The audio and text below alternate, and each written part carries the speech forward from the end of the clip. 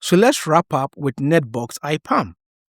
We began with our Velox Bank network topology or infrastructure, alongside our Excel document, which captured the relevant data, and we ended up importing all of this data into NetBox nicely within a few minutes.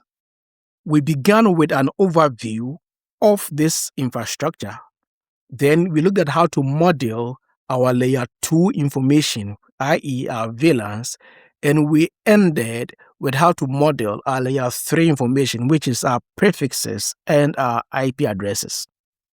Now, if today you have your network data in spreadsheet or Excel document, be able to model and import these into NetBox. The key to doing this is to ensure that our data has the right fields.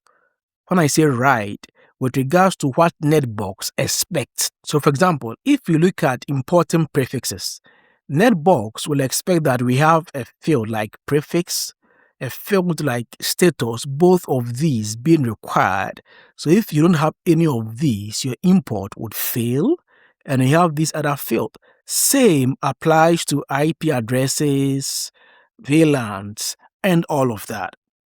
That is exactly what we did with these import tabs to format our data correctly. Now, I agree that if today you have your data spread across multiple spreadsheets or tabs like this, it would take some work to format it correctly and import into NetBox. But that is a one-time work that would generate a lot of benefit.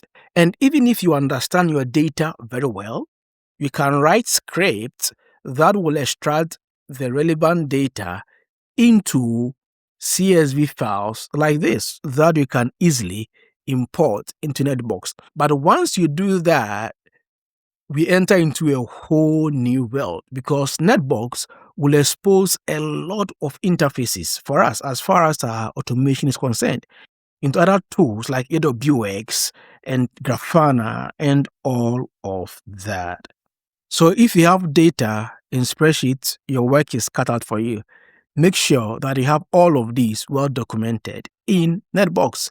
If you found this video helpful or the other videos on IPAM helpful, kindly subscribe to this channel and like this video. Thank you.